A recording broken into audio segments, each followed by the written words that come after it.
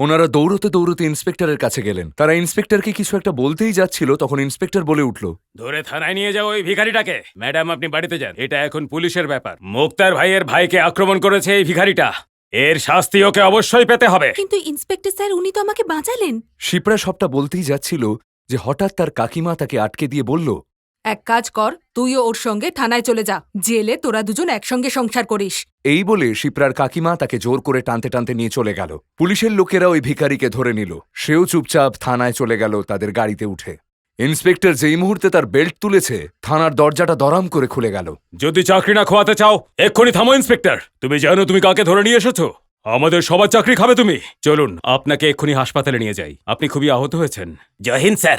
এই ভিখারিটা এই মুক্তার ভাইয়ের সঙ্গে এর মানে এসবের কি মানে স্যার? এ তো ওই মন্দিরেরই। কমিশনার তার মোবাইল বার করে ইন্সপেক্টরকে কিছু একটা দেখালো, আর সেটা দেখা মাত্রই ইন্সপেক্টর থরথর করে কেঁপে উঠল। শহরিয়া রাঠোর এই অবস্থায়? আমাকে ক্ষমা করে দেবেন, আপনি যা বলবেন আমি মানবো। আপনি আগে বলেননি কেন? ওই মুক্তারের কথা শুনে ভুল করেছি আমি। ইন্সপেক্টর সোজা গিয়ে সেই ভিখারিকে মুক্ত করে দিল এবং নিজের জুতো দিয়ে নিজেকে মারল। আমি ঠিক আছে, আর হ্যাঁ, কেউ যেন জানতে না পারে আমি আসলে কে, বুঝতে পেরেছো? হ্যাঁ হ্যাঁ। ভিখারি সৌর্য সেখান থেকে বেরোলো, তারপর আবার মন্দিরের সামনে গিয়ে নিজের চোটগুলোতে মাটি লাগাতে শুরু করলো। তারপর বাটি নিয়ে বসে পড়ল সেই মন্দিরের সিঁড়িতেই, একদম চুপচাপ। ওদিকে শিপ্রা তার ব্যালকনি থেকে দেখে চমকে উঠল। সে ছুটতে ছুটতে ভিখারির কাছে এসে বলল, আমার জন্য তোমার অনেক আঘাত লেগেছে, আমাকে ক্ষমা করে দাও, তুমি বাড়ি চলো।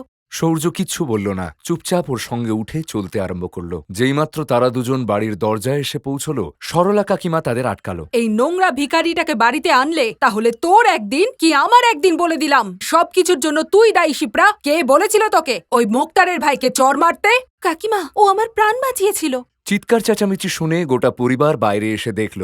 সবকিছু দেখে ঠাকুরদা একেবারে অবাক হয়ে গিয়েছিলেন। সরলা কাকিমা বলেই যাচ্ছিলেন, সরলা কাকিমা আবার কিছু বলার আগেই ঠাকুরদা বলে উঠলেন, সরলা, ব্যাস অনেক হয়েছে। ওর জায়গায় যদি তোর মেয়ে হতো, তুই কি ওই গুন্ডার সঙ্গে মেয়ের বিয়ে দিতিস? শিপ্রা যা করেছে ঠিকই করেছে। যদি তোমার কোনো অসুবিধা থাকে তুমি বাড়ি ছেড়ে যেতে পারো। একে মলে নিয়ে যাও আর ওর জন্য ভালো কিছু কাপড় চোপড় কিনে দাও। সবাই তা শুনে চমকে উঠল।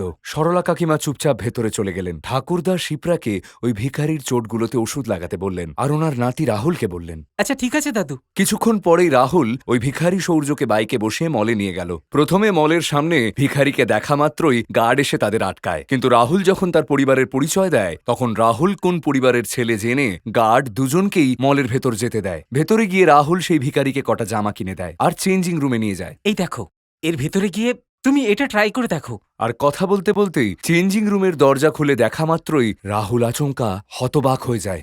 দরজা খোলা মাত্রই ভেতর থেকে একটি মেয়ের চিৎকারের আওয়াজ এলো। বাঁচাও!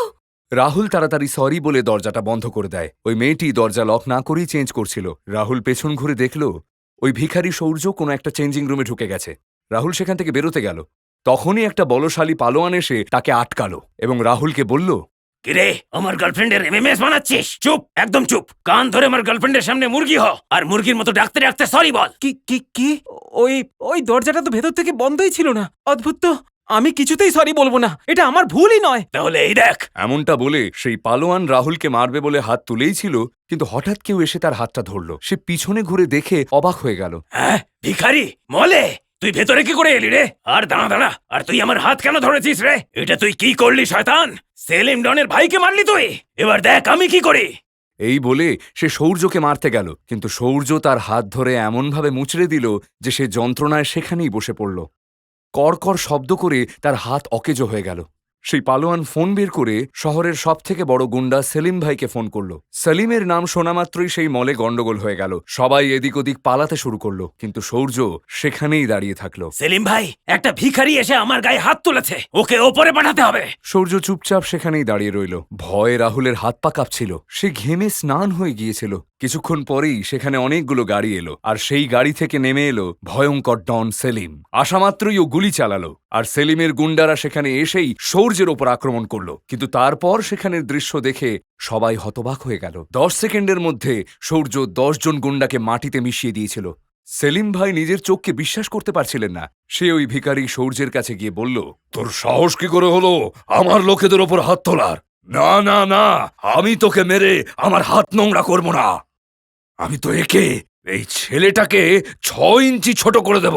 এমনটা বলে সে সেখানে দাঁড়িয়ে থাকা রাহুলকে জাপটে ধরলো। তারপর ওর গলার কাছে নিজের ছুরিটা রাখলো। কিন্তু তারপরেই যা ঘটলো তা দেখে রাহুল নিজের চোখকে বিশ্বাস করতে পারল না। এতক্ষণ যে ভিখারি জামাইবাবুকে সে বোবা ভাবত, সে বলে উঠল, সেলিম, আমি তোমার সঙ্গে কিছু কথা বলতে চাই। আমার সঙ্গে কথা বলবি? তোর মতন একটা ভিখারির গায়ে আমি থুতুও ফেলবো না। যদি কথা না শুনিস তাহলে কিন্তু তোরই ক্ষতি হবে। সেলিম কি একটা ভাবলো, তারপর বলল, আচ্ছা ঠিক আছে, বল। এইভাবে নয়, তোর কানে কানে। আবে এই, খেলা হচ্ছে নাকি এখানে? একে মেরে দেবো কিন্তু।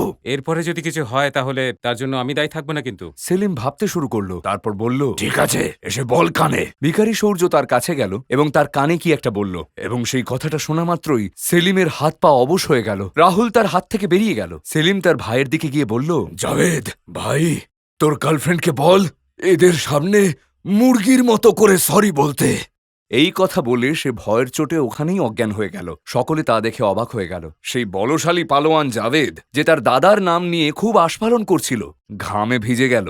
সূর্য রাহুলের হাত ধরল এবং সেখান থেকে বেরিয়ে পড়ল। মাঝ রাস্তায় রাহুল তাকে জিজ্ঞেস করল, ওই এত বড় ডন সেলিম কি বললে তুমি ওর কানে কানে, যে ও ভয় পেয়ে গেল? সূর্য তার প্রশ্ন শুনেও চুপ করে রইল আর সামনের দিকে তাকিয়ে রইল। রাহুল আবার জিজ্ঞেস করল, দেখো, এখন আর এসব নাটক করে কোনো লাভ নেই। আমি জানি তুমি কথা বলতে পারো। সূর্য রাহুলের প্রশ্নের জবাব না দিয়েই বলল, বাড়িতে কাউকে এই ঘটনার বিষয়ে বলতে যেও না। মানেটা কি? আমি তোমাকে কিছু জিজ্ঞেস করছি, তুমি এটা করলেটা কিভাবে? কি এমন বললে তুমি ওই ডনকে, যে ও কেঁদে ফেললো? ওসব বাদ দাও। তুমি তো ভালো করেই জানো যে সেলিম ও মুখতারেরই লোক। যদি তুমি বাড়িতে এই ঘটনার ব্যাপারে বলো তাহলে লোকেদের মনে হবে মুখতারের লোকেরা তোমার পরিবারের পেছনে পড়েছে, আর তারপরে তোমার কোথাও বেরোনো বন্ধও হয়ে যেতে পারে। না, আমি আমার স্বাধীনতা হারাতে পারবো না। আমি কাউকে কিচ্ছু বলবো না। যখন তারা বাড়িতে এলো, সূর্যকে সেই ভিখারির বেশে দেখে তারা অবাক হয়ে গেল। ঠাকুরদা রাহুলকে বকতে আরম্ভ করলেন। তখন সূর্য বলল, ওর কোনো দোষ নেই। ওই মলে আমাকে ঢুকতেই দেয়নি, আর এমনিতেও আমি ভালো জামা কাপড় পরলে কেউ আমাকে ভিক্ষা দেবে না। ভিখারি জামাই সূর্যকে বলতে দেখে রাহুলকে বাদ দিয়ে সবাই অবাক হয়ে রইল। শিপ্রা অবাক হয়ে জিজ্ঞেস করল, তুমি তুমি কথা বলতে পারো? তাহলে বিয়ের দিন বোবা সেজেছিলে কেন? আসলে মুখতারের সামনে আপনাদের মতো বড় লোকেরা কিছুই বলতে পারছিলেন না, আর এদিকে আমি তো সামান্য ভিখারি মাত্র। হঠাৎ করে আমার সঙ্গে যা হয়েছিল তাতে আমার মাথা কাজ করছিল না। তার এই কথা সকলের ঠিক মনে হলো। একজন সামান্য ভিখারি মুক্তার ভাইয়ের সামনে আর কী বা বলবে। তখন ঠাকুরদা বললেন, ঠিক আছে ঠিক আছে, সারা শহর জানে তোমার মতো একটা ভিখারির সঙ্গে শিপ্রার বিয়ে হয়েছে। আমরা তোমাকে মন্দিরে ভিক্ষা করতে দিতে পারি না। তুমি এখানেই থাকবে। আমাদের চাকরদের কিছু পুরনো কাপড় চোপড় আছে, তুমি সেগুলোই পরো। এইসব শুনে শিপ্রার মা এবং কাকিমা মুখ বাঁকালেন। কিন্তু বাবা, এই ভিখারিটা আমাদের এই বাড়িতে। যতদিন না শিপ্রা ডিভোর্সের জন্য রাজি হচ্ছে, আমাদের এটা করতেই হবে। ও চাকরদের সঙ্গেই থাকবে, বাইরে যেন কেউ কিছু জানতে না পারে। ঠাকুরদার কথা সকলকে মানতেই হলো। ওই ভিখারি সূর্য বাড়ির চাকরদের থাকার ঘরে থাকতে গেল। পরের দিন সকালেই শিপ্রা নিজের ফোনে কারোর সঙ্গে প্যানিকড হয়ে কথা বলছিল। না আনিশ, তুমি এরকম করতে পারো না। তোমার মলে সবথেকে বেশি বিক্রি হয় আমার ব্র্যান্ডেরই পোশাক। তুমি আমার ব্র্যান্ডটা কি করে সরাতে পারো বলো? ওদিকে আনিশ নামের বিজনেসম্যান এমন একটা কিছু বলেছিল যা শুনে শিপ্রা ঘাবড়ে গেল। তারপর বলল, ঠিক আছে, আমি ওখানে গিয়েই তোমার সঙ্গে কথা বলছি। এমনটা বলে শিপ্রার আগের মাথায় বাড়ি থেকে A to Z মলের উদ্দেশ্যে বেরিয়ে পড়ল। A to Z মল রাজস্থানের সবচেয়ে বড় মল ছিল এবং শিপ্রার সেল কালেকশনের সবচেয়ে বড় ভাগটা ওই মল থেকেই আসতো। ওই মলের মালিক আনিশ শিপ্রার ব্র্যান্ডটা আচমকা সেই মলে ব্যান করে দিয়েছিল এবং ওর ব্র্যান্ডের সব কাপড় সেখান থেকে সরিয়ে দিয়েছিল। শিপ্রা যখন রাগের মাথায় সেখানে পৌঁছলো, তখন আনিশ নিজের কেবিনে চিল করছিল। ভিতরে ঢুকেই শিপ্রা ওর ওপর চিৎকার করলো, কিন্তু আনিশ তাতেও নির্লিপ্ত। ওর কিছুই যায় আসে না। ও হেসে শিপ্রাকে বলল, একটা মেয়ে যার হাজবেন্ড একটা রাস্তার ভিখারি, তার ব্র্যান্ড আমাদের মলে থাকার কারণে আমাদের খুব বদনাম হচ্ছিল। ওই ব্র্যান্ড আমাদের স্ট্যান্ডার্ডটা নামিয়ে দিচ্ছিল। এটা শুনে শিপ্রা যত না অবাক হলো, তার চেয়েও বেশি রেগে গেল। গোটা শহর জেনে ফেলেছিল যে বলবন্ত রায়ের নাতনির বিয়ে একজন ভিখারির সঙ্গে হয়েছে। সে রেগে গিয়ে বলল, আমার প্রাইভেট লাইফের সঙ্গে আমার ব্র্যান্ডের কি সম্পর্ক? আমার ব্র্যান্ড এতটাই পপুলার, কোয়ালিটি এতটাই ভালো যে মার্কেটে আসলেই শেষ হয়ে যায়। তুমি সেটা অকারণে কখনোই সরিয়ে ফেলতে পারো না। আসলে তুমি কি চাইছো? আনিশ পা থেকে মাথা পর্যন্ত শিপ্রাকে খারাপ নজরে দেখলো আর তারপর বলল, তবে একটা রাস্তা আছে, কি রাস্তা? আর ওই রাস্তাটা ভায়া আমার বেডরুম যায়। এটা শোনা মাত্রই শিপ্রার পা থেকে মাথা পর্যন্ত কেঁপে গেল। সে ভীষণ রেগে এগিয়ে গেল এবং তারপর আনিশকে একটা থাপ্পড় মারল। আনিশ রেগে গেল, কিন্তু হেসে বলল, আরে জানেমান, শুধু তোমার ব্র্যান্ডকে জায়গা দেওয়া নয়, বরং এর বদলে আমি তোমাকে টাকাও দেব। এই বলে আনিশ তার পকেট থেকে 1 টাকার কয়েন বার করল এবং শিপ্রার দিকে ছুড়ে দিল। একটা ভিখারির বউয়ের জন্য 1 টাকা তো যথেষ্টই হবে। শিপ্রা লজ্জায় ঘেন্নায় সেখান থেকে বেরিয়ে গেল। বাড়ি পৌঁছানোর পর শিপ্রা দেখল ওর মা ওর ভিখারি স্বামীকে দিয়ে ঘরদোর মোছাচ্ছিলেন। ওই ভিখারিকে নিজের সামনে দেখে শিপ্রার রাগ আরো বেড়ে গেল। শিপ্রার মা যখন তাকে এত রেগে যেতে দেখল, সে জিজ্ঞেস করল। কি হয়েছে শিপ্রা মা? কি বললো ওই আনিশ? শিপ্রা ওর মাকে সবটা খুলে বলল। এটা শুনে শিপ্রার মা রাগের মাথায় সেই ভিখিরি জামাইকে লাথি মেরে বলল। সবকিছু এই ভিখারিটার জন্যই হয়েছে। বেরো এখান থেকে, অপয়া কোথাকার! শিপ্রার ভিখারি বর সেখান থেকে উঠে চুপচাপ চলে গেল। নিজের ঘরে গিয়ে রয় ম্যানশনের এক বৃদ্ধ চাকরের থেকে ফোন নিয়ে সে কোথাও একটা ফোন করল। কিছুক্ষণ পরেই শিপ্রার ফোন বাজল। সে দেখল আনিশ ফোন করেছে। আনিশের ফোন? আমি এক্ষুনি ওকে মজা দেখাচ্ছি। হ্যালো? কিন্তু ওপার থেকে আনিশ যেটা বলল সেটা শুনে শিপ্রা নিজের কানকে বিশ্বাস করতে পারল না।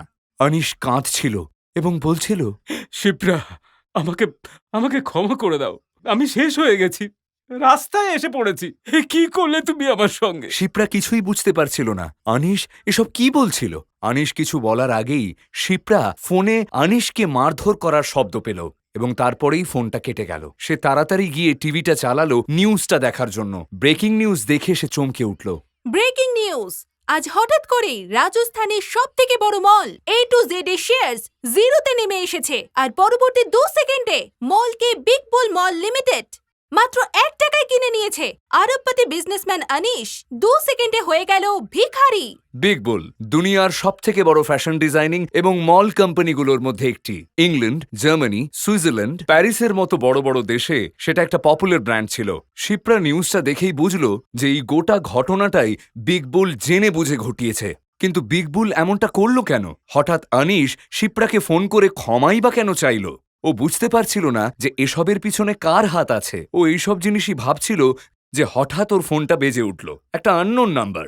ও ফোনটা ধরল। হ্যালো? ওপার থেকে যে ফোন করেছিল তার কথা শুনে শিপ্রা প্রায় অজ্ঞান হতে চলেছিল। শিপ্রা ম্যাম, বিগ বুল আপনার ক্লথ ব্র্যান্ডে 100 কোটি টাকা লাগাতে চায়। তার সাথে বিগ বুলের প্রত্যেকটা আউটলেটে আপনার ব্র্যান্ডের ক্লোথস থাকবে। আপনি বিগ বুলের অফিসে এসে কন্ট্রাক্টটা সাইন করুন। শিপ্রা এটা শুনে খুশিতে পাগল হয়ে গেল, কিন্তু ও এখন আরো বেশি কনফিউজ হয়ে গিয়েছিল। এটা নিশ্চয়ই কেউ করাচ্ছে, কিন্তু কে আর কেন? আর আনিশের কেবিনে যেটা হলো তা তো আমি শুধু মাকে বললাম। তাহলে এইসব কে আর কিভাবে জানতে পারলো? তখনই শিপ্রা কি একটা ভেবে চমকে উঠল। ওই ভিখারি যখন আমি মাকে সব কথা বলছিলাম তখন তো সেখানে ওই ছিল। ওহ, আমি বা কি সব ভাবছি। ও তো ভিখারি, ওই সব করতে পারবে না। তাহলে কে? বাড়িতে যখন সবাই এই খবরটা শুনল, সকলে আনন্দে মেতে উঠল। বেশ কিছুদিন পর প্রথম একটা খুশির খবর এলো। আর এমন একটা খুশির খবর যা কেউ স্বপ্নেও ভাবতে পারেনি। ঠাকুরদা ঘোষণা করল, শিপ্রার এই অ্যাচিভমেন্টের জন্য আজ সন্ধ্যায় আমার তরফ থেকে পার্টি। সবাই পার্টির প্রস্তুতিতে লেগে পড়ল। ঠাকুরদা ঘরে যাওয়া মাত্রই তার ফোনটা হঠাৎ করে বেজে উঠল। তাতে লেখা নামটা দেখেই ওনার মুখটা ফ্যাকাশে হয়ে গেল। মুক্তার আবার ফোন করেছিল। যেই মুহূর্তে ঠাকুরদা ফোন তুলল, অন্যদিকে মুক্তার বলে উঠল, বলবন্ত রায়, কেমন লাগছে একটা ভিখারিকে নিজের জামাই বানিয়ে? তুমি তুমি আবার কি চাও? একে তো তুমি শিপ্রার বিয়ে জোর করে ওই ভিখারির সঙ্গে করালে, তারপরেও তোমার ওই গুন্ডা ভাই এসে আমার নাতনিকে বিরক্ত করেছে। আমি দুঃখ দিয়েছি, আমি ব্যবস্থা করব। শুধু তোমার নাতনিকে বলো আমার ভাইয়ের ওপর থেকে কেস তুলে নিতে। তারপরে আমার ভাই তোমার ফ্যামিলিকে আর কখনো বিরক্ত করবে না। 1 ঘন্টায় আমার সঙ্গে হোটেল রাজকমলে দেখা করো, তারপরে বলছি কি করতে হবে। এই খবরটা পাওয়া মাত্রই রায় পরিবারে হইচই পড়ে গেল। কেউ জানে না সেই মুক্তার নামের গুন্ডা এবার কি করতে চলেছে। ঠাকুরদা হোটেল রাজকমলে যাবে বলে ঠিক করলেন। শিপ্রা বলল, ঠাকুরদা, আমিও যাচ্ছি তোমার সঙ্গে। না, কে জানে ও ওখানে কি করবে। শুধু আমি আর তোমার বাবা যাব। যদি 2 ঘন্টার বেশি লাগে আমাদের, তাহলে পুলিশকে ফোন করো। ঠিক আছে ঠাকুরদা। ঠাকুরদা এবং শিপ্রার বাবা প্রস্তুতি নিয়ে বাইরে বেরোলেন। তখন জানা গেল ড্রাইভার ছুটিতে আছে। সৌর্য এতক্ষণে স্নান করে চাকরদের কাপড় পরে সেখানে চলে এসছে। ঠাকুরদা সৌর্যকে জিজ্ঞেস করল, তুমি ড্রাইভিং জানো? হ্যাঁ, চলুন, আমি আপনাকে নিয়ে যাচ্ছি।